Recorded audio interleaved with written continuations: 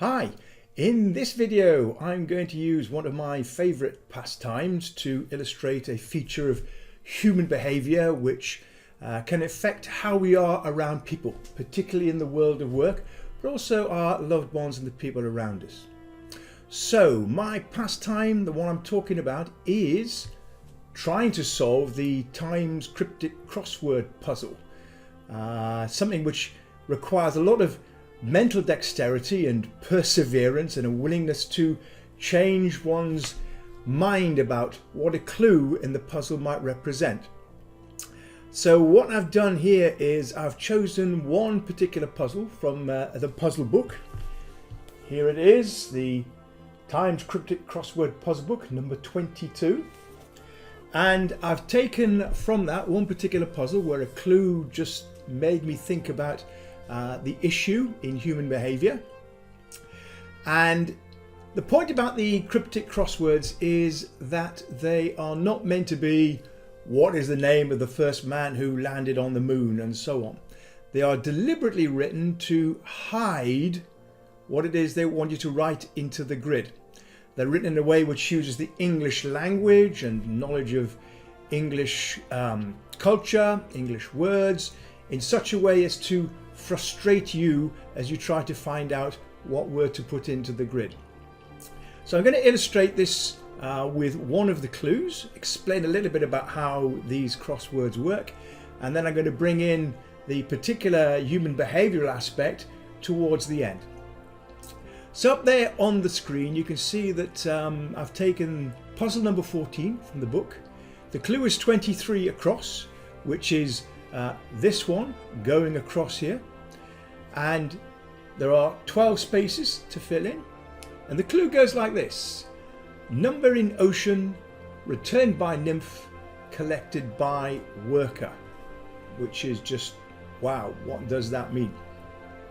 So the first thing to know about these crossword puzzles is that there are two parts. There's the word that you need to put into the grid, and that is defined in either the first word or first few words in the clue.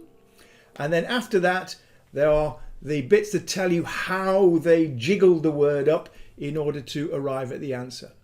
So looking at this one, number in ocean, returned by nymph, collected by worker. The first thing to realize about these clues is that the punctuation, the two commas there, mean absolutely nothing. They're put there deliberately to cause you to think in a certain way, to illustrate this particular human behavior that I'm going to speak about. So when I first had a go at this, I didn't get it. It took me a while for it to sink in. But number in ocean straight away had me thinking about something which is lots in the ocean, a school of fish, some idea like that, where I'm thinking about a number. I also thought, well, perhaps they're talking about a number, quintillion or some aspect like that.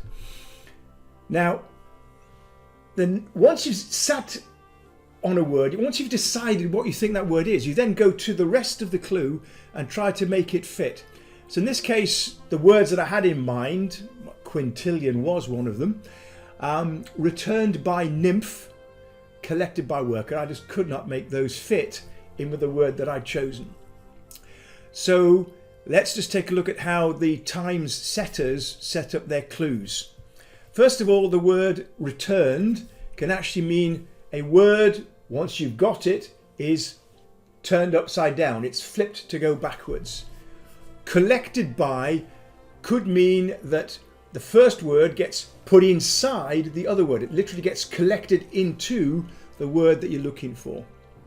And you work like that. By doing lots of these clues, lots of these puzzles, you eventually come to realize there are certain patterns in the way they work. And in this case, my problem was that I had anchored.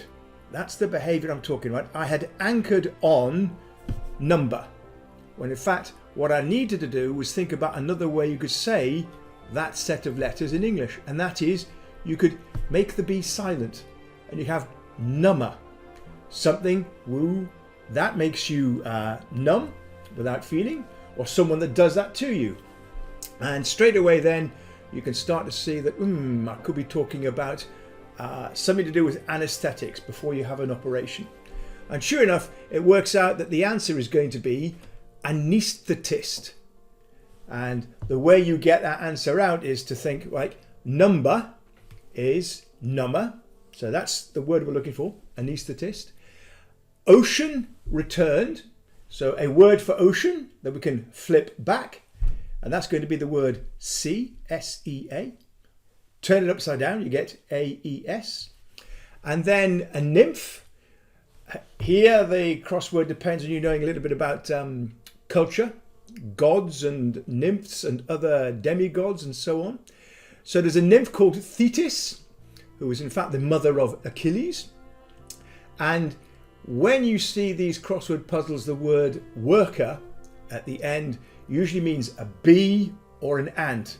So basically they want you to take the whole word and make it up inside the word ant, get the word Thetis inside and add to that C turned backwards. And as you can see on the screen there, when you do that and you put them together in the right order, you get the word anesthetist.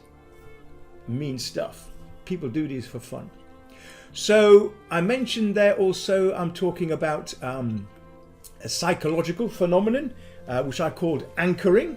And anchoring is a common what we call cognitive bias, and it very often affects our decision making, our ability to see something in front of our eyes, and it can impact how we are at work. Let me just bring up a little sheet here. This is a poster which you can download free from the website, your bias website, and I'm going to focus really in on the top left corner here, the idea of anchoring. Now, anchoring is where an idea or something you see gets into your head and stays there. It's the first thing that comes to mind. And unfortunately, the first thing that comes to mind, like number instead of number, can actually block further thoughts that you're having. So that's one of many cognitive biases that we have. The whole page there shows a whole range of different biases. So that is going to be useful to you at home, in your family, at work, if you can start to analyze how you behave and what you say and what you think in terms of the fact that you might just be anchoring an idea. Right? Your first judgment, don't judge a book by its cover, is another way of saying that. And this anchoring phenomenon is beloved of politicians. People who want to get the first word in order to block you having other thoughts. So there are many biases out there. I just thought that was an interesting way of illustrating it using a favoured pastime of mine. And maybe I've encouraged a few people never to go near the Times crossword, or maybe some of you now would like to have a go at that kind of thing. If you do, there are lots of good books out there on how to solve these things. This one is a very good one. How to master the Times crossword. If you do, good fun with them. If not, don't worry. So, thank you. I'll see you in the next video.